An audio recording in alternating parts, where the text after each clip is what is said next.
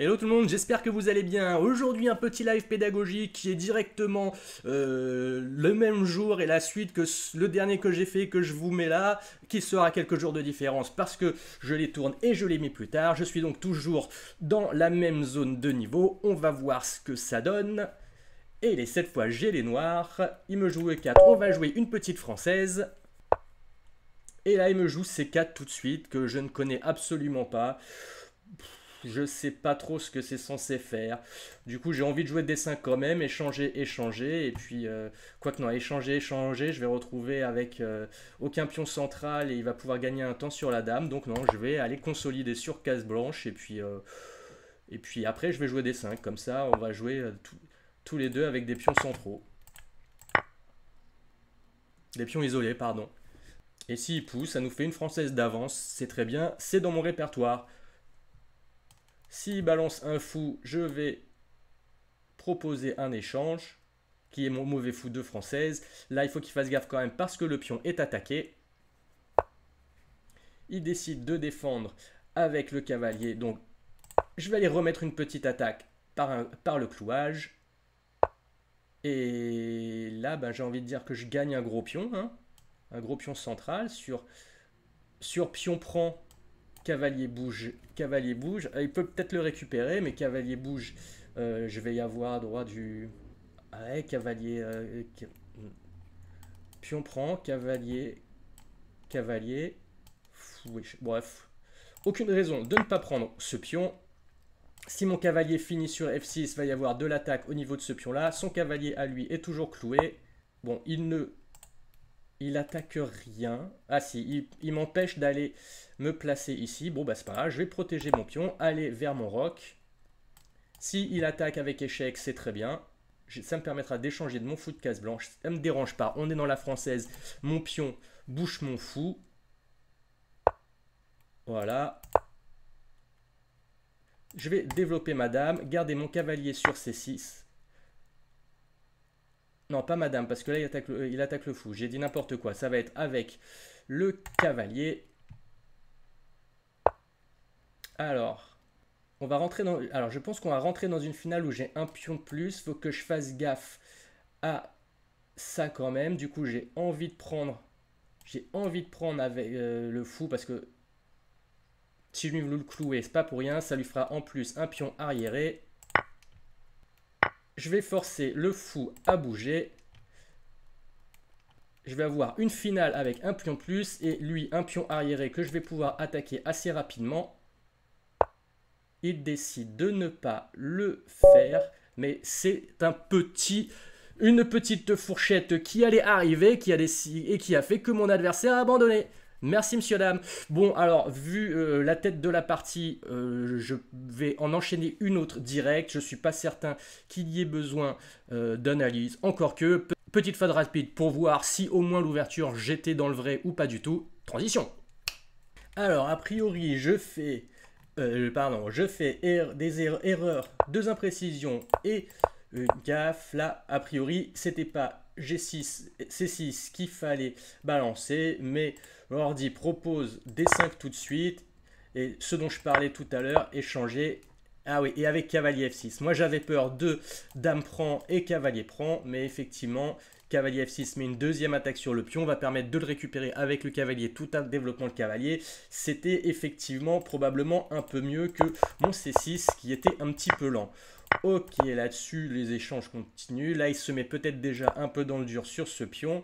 L'ordinateur m'a dit que ça, c'était pas si correct et que c'était quand même mieux de jouer directement l'échange et ensuite de développer le fou sur échec.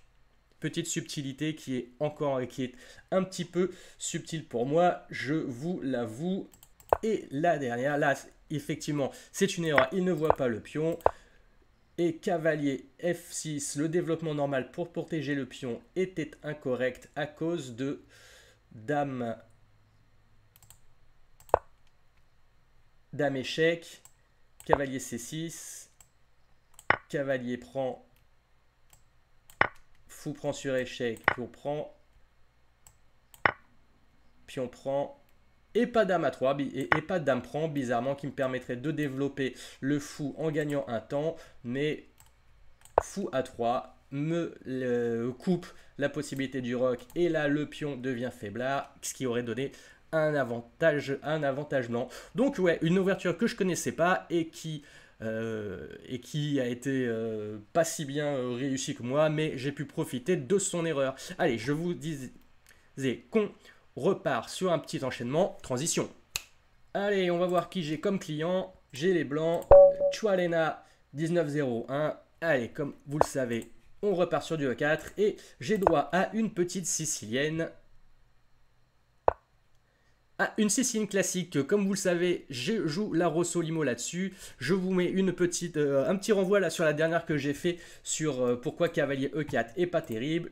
Petit rappel, la Rosso Limo c'est fou B5, le but étant d'échanger le fou contre le cavalier dans le but de péter la structure. Et là-dessus, les noirs peuvent répondre G6, E6 avec différentes manières de jouer, possiblement des petit roc ou grand roc, et ça c'est pas forcément une bonne idée. Alors c'est pas recommandé dans le sens où effectivement en cas de prise du fou et de récupération avec la dame, il va pas avoir les pions doublés et moi je vais l'avoir. Néanmoins ça va me permettre de gagner des temps sur la dame, donc je vais jouer cavalier C3.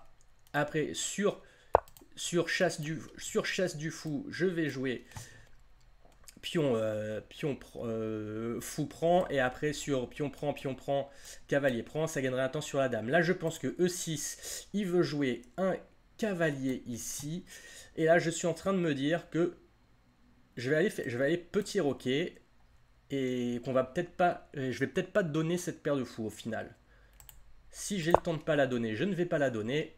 On va jouer une sorte de sicilienne un peu plus soft. Ah, et là, comme je disais, il va aller récupérer probablement de la dame, et sur pion prend, cavalier prend, je vais gagner un temps, et on voit que en termes de développement, maintenant je suis quand même un petit peu mieux.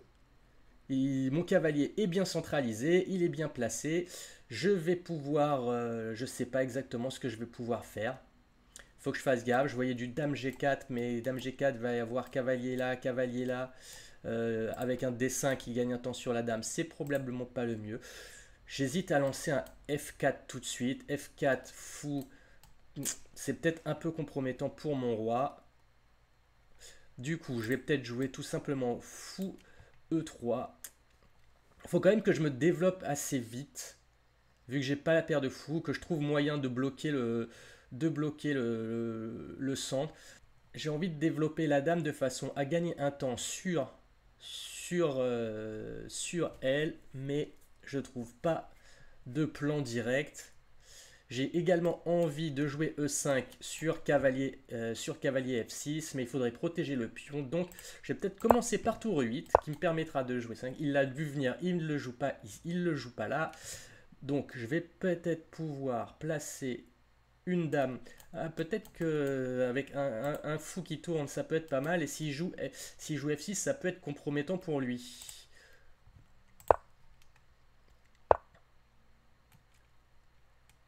Et donc, ok, je vais pouvoir développer ma dame, prendre le contrôle des colonnes.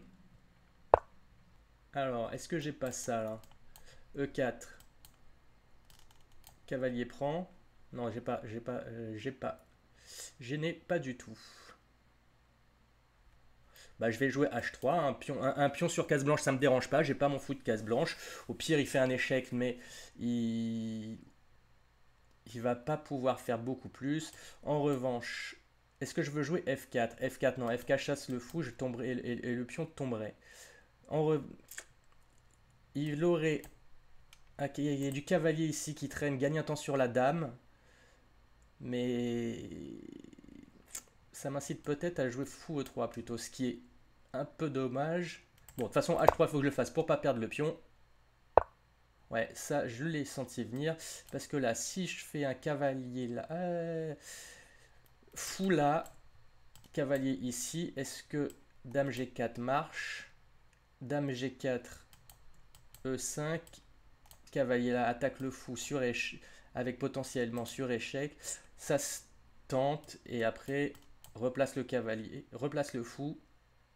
Ouais, c'est pas... J'ai l'impression que c'est pas terrible. J'ai l'impression que c'est pas terrible. Je vais faire ce que je disais. Essayer de couvrir sur ici. Essayer de couvrir ici.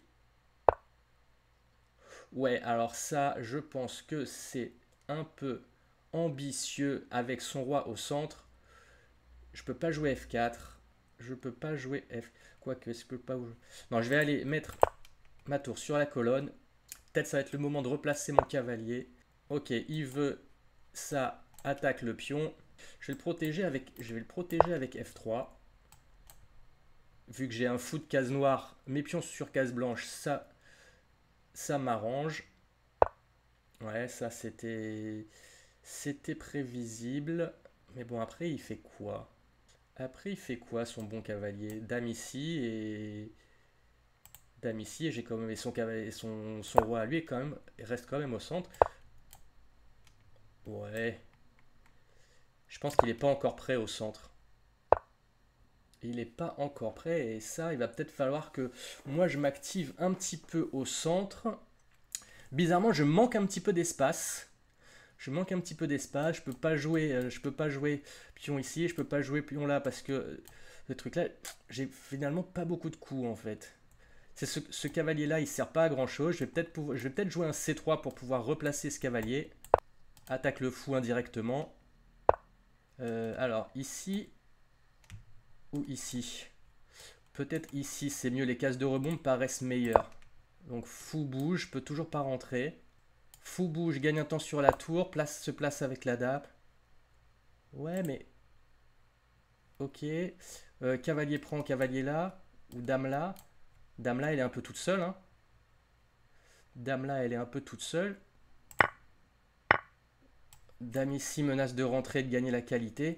Sa dame va pas pouvoir bouger. Mes tours contrôlent bien. Son cavalier, il est tout seul. Il peut pas aller là, là, ni là, là, ni là. Ok. Peut-être gagner une petite qualité là par ici. Ça c'est la caloche ça. Ça c'est la caloche. Et c'est le cavalier derrière. Et j'ai envie de dire... Sauf que j'ai passé beaucoup de temps et heureusement qu'il abandonne, le cavalier est tombé. Parce qu'en 3 minutes c'était encore compliqué même si je pouvais gagner les pièces. Mais faire play mon adversaire, ça fait plaisir. Petite analyse rapide, transition. Ouh, bah dites donc, c'est pas très glorieux quand même. Hein. Une erreur, 3 gaffes, 2 imprécisions. C'est toujours un peu comme ça. Quand on commence à balancer du roc opposé, un petit peu de tendu de chaque côté, c'est compliqué. Alors, a priori, je blunder. C'est la première blunder de mon adversaire, c'est cavalier E7. Et qu'est-ce qui se passe? Je rate cavalier. Je rate. Non, mais ça, alors, ça déjà, c'est sûr et certain, je l'aurais pas joué. C'est absolument pas dans mon range de dire je vais donner un cavalier. Pourquoi? Parce que ça me donne. Cavalier reprend, gagne un temps sur la dame. Échec au roi. Et là, l'ordi dit il faut sac la dame. Il faut sac la dame parce que sur roi prend, il y a cavalier prend échec. Roi bouge, gagne la tour. Sur n'importe quoi, sur E6 par exemple, dame échec, G, et on rentre quoi. Le roi est à poil, je suis déjà ok. J'avais senti l'avance de développement qui était bonne, mais alors au point d'aller lâcher un cavalier comme ça, c'est sûr et certain que je l'aurais pas fait. Alors, il joue cavalier, cavalier G6, et je joue dame E2, et l'ordi me dit que dame E2 c'était pourri, il fallait encore que je balance un cavalier, parce que sur le sac, sur E prend D sur échec, la cour couvre la colonne, le cavalier est obligé de s'interposer, et il va tomber de toute façon. Ok, ça me dérange pas. Je suis content de les avoir à l'analyse, mais ça me dérange pas de les avoir ratés. C'est absolument pas dans mon range. Et encore moins en des parties rapides de 10 minutes de me dire, ok, ouais, je peux balancer des pièces comme ça juste pour ouvrir les lignes. C'est pas directement de la tactique. Enfin, si c'est de la tactique, c'est du calcul, mais non, clairement, je ne l'aurais pas eu. Et c'est bon à voir encore parce que ça montre sur quoi je peux travailler. Et là, les noirs font une maxi gaffe avec G5 sur laquelle je joue cavalier E2 qui est une bêtise parce que on me propose là encore, ouais, là encore du sac du cavalier pour exactement les mêmes raisons. Et là, qui en plus là est même pas un vrai sac parce que on récupère le fou à la fin. L'ordi dit même de laisser la dame, bref. Ok, c'est cool de voir qu'il y a des coups qui sont violents, très très violents, et qui sont au-dessus de moi de manière tactique et de calcul en 10 minutes, mais au moins maintenant, je sais sur quoi travailler.